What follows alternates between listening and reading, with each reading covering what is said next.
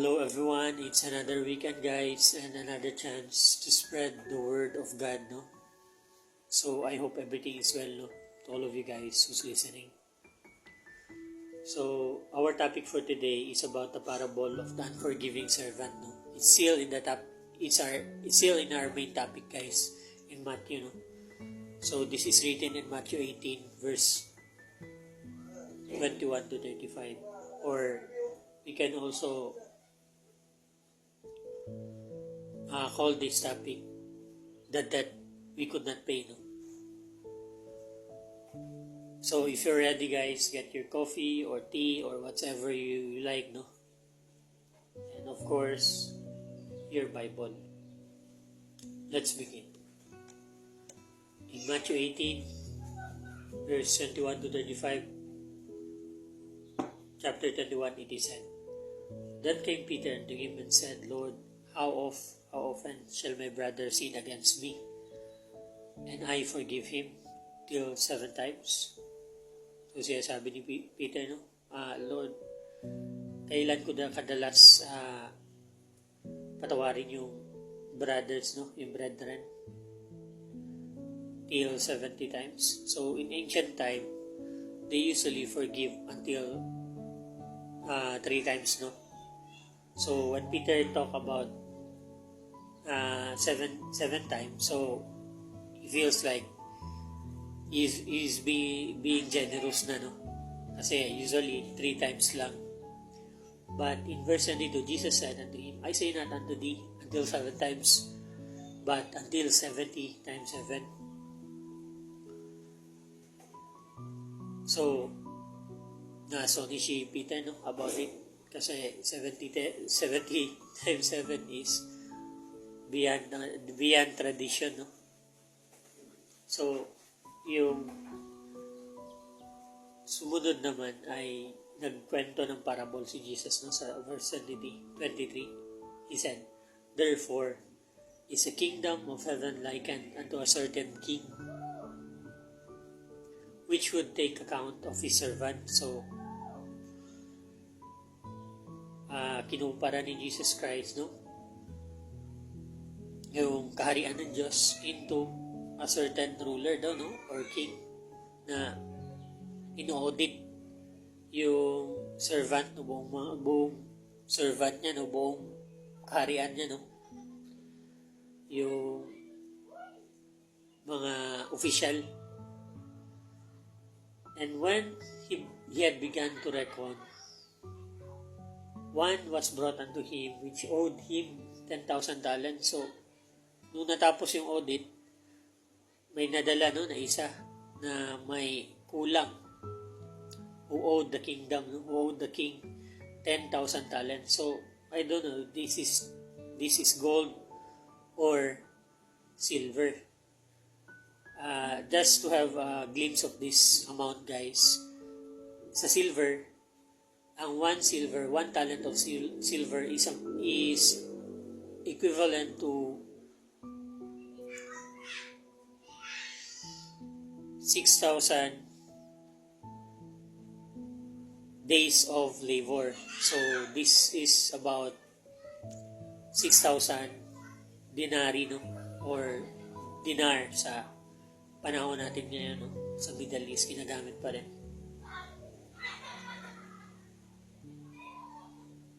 So yun yung yung 1 talent, no, of silver. So 10,000. So it's about 60 million, no? 60 million days. Yung utang ng ng official na yan, yung servant ng king na yan. But for as much as he had, sa verse 25, for as much as he had not to pay, wala siyang babayad, no? His Lord commanded him to be sold, and his wife and children, and all that he had, and payment to be made. So, dahil wala siyang babayad, so ang sabi ng king, you will be sold, no, and all your entire family, no. And syempre, lahat ng mga ari-arian nyo, you will be may embargo, no, to pay yung rest. The servant therefore fell down. So nag-bow down yung yung fell down, yung bow down niya talaga, halik sa lupa, no? And worship him, saying, Lord, have patience with me, sabi niya, and I will pay thee all. Then the Lord of that servant was moved with compassion, naawa, no? Yung king, and loosed him, and forgave him the debt. So pinatawad siya sa utang niya, no? Na 10,000 talents of silver or gold. And his fellow servant fell down at his feet and besought him, saying, have patience with me, and I will pay thee all. Ay no. Sorry. Then the Lord of the servant was moved with compassion and loosed him and forgave him the debt. In verse 28, but the same servant went out. So, same servant, same yung may utang sa king, and found one of his fellow servant, no? So, nung umalis na yung servant, nakita niya yung fellow servant niya, no? It means yung sarili niyang servant, which owed him 100 pence. And he said, and he laid hands on him and took him by the throat, saying, pay me that thou owest. So, hinawakan niya sa leeg, no? Sabi niya, bayaran mo yung utang mo. So, this 100 pence, guys, is equivalent to 100 denarii. So equivalent to probably 3 months of pay, no? So, 100. In the ancient time, they were paid 1 denarii for 12 hours of work, no? So, 100 denarii is equivalent to about 3 months of work. So, doon, may utang sa kanyang 3 months of work, worth of salary, no? Hinawakan niya sa leeg yung servant niya. And sinabihan niya na, bayaran mo yung utang mo. And his fellow servant fell down at his feet. Yung nag-bow down din, no? Yung servant niya. And besought him, saying, have patience with me, and I will pay thee all. And he would not, but went and cast him into the prison till he should pay the debt. So, nagmakaawa, no, yung servant niya na, bigyan mo lang ako ng panahon and I will pay. Pagpasensyahan mo lang ako, bigyan mo lang ako ng panahon and I will pay. Babayaran kita. And hindi siya naawa, no? At pinakulong niya yung servant niya. Then, ito na. So, when his fellow servants saw what was done, they were very sorry and came and told unto their Lord all that was done, no? So, yung mga fellow servant ng king, nakita yung ginawa niya, yung action niya, naawa dun sa pinakulong niya, no? And then, sinuplong siya dun sa king, sa master niya. In verse 32, then his Lord, after that he called him, said unto him, O thou wicked servant, I forgive thee all that debt, because thou desired me. Shouldest not thou also have had compassion on thy fellow servant, even as I had pity on thee? So sabi ng king, sabi ng Lord niya, ikaw wicked servant, no? Talagang napaka-sama mong tao, no? Na servant, no? Pinatawad kita sa utang mo, no? Na 10,000 talents, 60 million. Baga, na araw, no? Of work. Kung i-convert lang natin into silver, no? Yung 10,000 talents. And yung yung servant mo na may 100 denarii lang na utang sa'yo, hindi mo pinatawad. As I have pity on thee, so as I have mercy on thee, sabi ng Panginoon, sabi ng loan niya. And the Lord said, he was wrath, no? And delivered him to the tormentors till he should pay all that was due unto him. So, likewise shall my heavenly Father do also unto you, if you from your hearts forgive not every one his brother that trespasses, no? So, reflection is this. So when Peter, no, let's back, no, sa first, when Peter asked Jesus Christ how oft that we should forgive, no? So Jesus exceed the limitations, no, of forgiveness, cultural forgiveness, no? So usually they forgive 3 times is very generous na. So si Peter, sabi niya 7 times. So parang iniisip ni Peter, mas generous siya ba? So, 7 times kung patatawarin, no, ang brethren ko if they sin against me. Ang sabi ni Jesus Christ, 70 times 7. It does not mean, guys, that we should count, no, or get our calculator, no, to count how much is it, no? Or let's wait for 489 until we reach 490, no, and then we snap 490 na, so magagalit na ako sa iyo, I will not forgive you. God is using hyperbole, no, exceed the expectation, telling us to forgive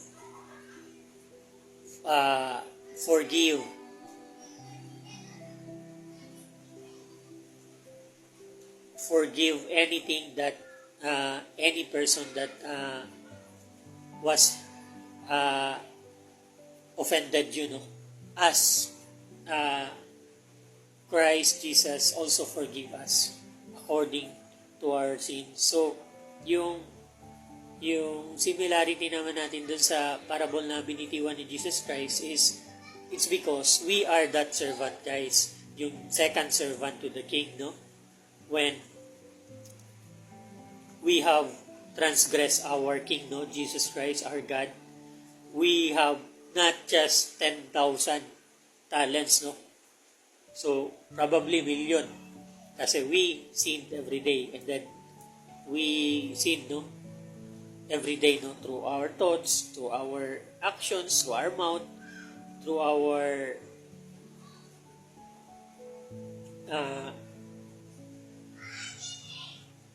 no, to our thoughts. So we cannot usually avoid sin, no? Lalo na dati na we don't know yet, no, the gospel of our salvation, the scripture, the commandment, the teaching. So we have so much debt, utang. Sobrang dami nating utang sa Panginoon talaga. Hindi ma-compare sa 10,000 gold, no, or silver. Way more than our in this example, no. So we are all bound to hell. We cannot pay it. We cannot do anything to pay our sins, no? And yet God chooses to forgive us. So Jesus is telling us to forgive also our brethren, no, as much as we can. Kasi magkano lang naman yung utang ng brethren sa atin compared to our debt, no? So dito pala nga sa utang ng servant ng Panginoon, ng King, hindi na ma-imagine, no, yung amount. So how much more, no, tayo sa Panginoon. So yung utang ng mga brethren natin in us, we should also forgive it. Ito na lang, guys, no? If may nangungutang sa'yo and you will be you will be changed if somehow hindi mabayaran yung utang, hindi ka mabayaran ng nanghihiram sa iyo. You will be hurt, you will be offended, so much offended, and then you will make desperate move, like posting ipo-post mo yung tao on social media, or ano pang gagawin mo against her, meron ka pang masabi, machichismis mo pa siya around the family, or ano pa, marami ka pang mabibitiwang masama na mga salita at actions towards that person.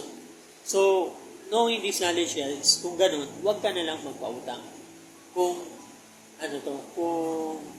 ganun yung impact sa'yo ng hindi ka mababayaran. Kasi, we offend our Savior, we offend our King, and we will be ashamed ba? Kasi, bakit tayong nagiging hysterical so much ba? Not knowing that we are also so buried in debt, and God, for Christ's sake, forgives us. So, ang nangyayari, hindi pala natin alam kung ano yung pinapaniwalaan natin. So, we will become a fool in the eyes of everybody, So, ganun na lang yung na maganda gawin. You should not lend, to anybody kung you will be so much offended, or magpahiram ka ng you are willing to lose, na kung hindi babayaran, and then okay, kung bayaran man, and then okay din. So ganun yung dapat mentality. So will be sound doctrine, sound good, and hindi tayo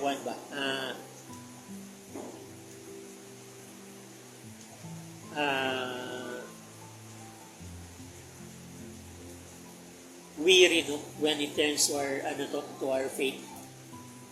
Remember that yun nga sinasabi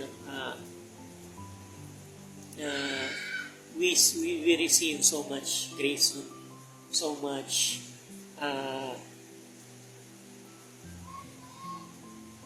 forgiveness from our God, Our entire life, is full of sin, and yet God chooses to forgive us and rewards us with eternity in His kingdom. So, promise ng Panginoon that He prepares mansions for us, in the kingdom of heaven. So, what is our light affliction compare sa present gift ng Panginoon, the gift of eternity, to be not cast out in hell na lang, yun na lang, sobra na, and you will be rewarded pa, diba? So what is 100 pesos, what is 1,000, or so on and so forth, para kuha natin yung brethren natin, So lend money or anything that you are willing to lose, and let's forgive, let's pray, let's give it to God, that we may learn how to forgive, We ask in prayers, to our Lord, to teach us how to forgive, how to be patient, how to have a generous heart,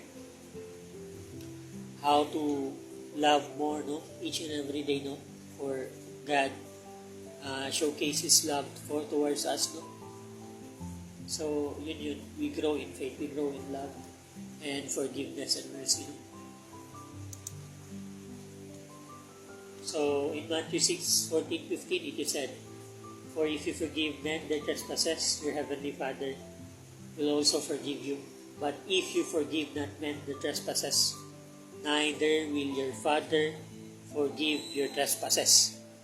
So, kung hindi mo kaya magpatawad sa ibang tao, and then you are asking for forgiveness, paano, di ba? Paano magsisink yun? You don't know what you are talking if you cannot forgive. Walang shortcut. We should forgive. If we cannot forgive, let's put it into prayer. No? Let's ask God to give us to to to soften our hearts. No, that we will have a heart that forgives. No, that is merciful. No. So in Psalm 103:12 to 14, it is said, "As far as the east is from the west, so far had He removed our transgressions from us. Like as a father pitieth his children, so the Lord pitieth them that fear Him. For He knoweth our frame. He remembereth that we are dust." In Psalm 27:4, it is said, "One thing I have desired of the Lord, that I will seek after, that I may dwell in the house of the Lord all the days of my life, to behold the beauty of the Lord, and to inquire in His temple." So, that's all, guys. I hope you've been blessed, no? As I always say, let's fear God and depart from evil. Let's be not overcome of evil, but let's overcome evil with good. Mag-ingat kayo, and may God bless you.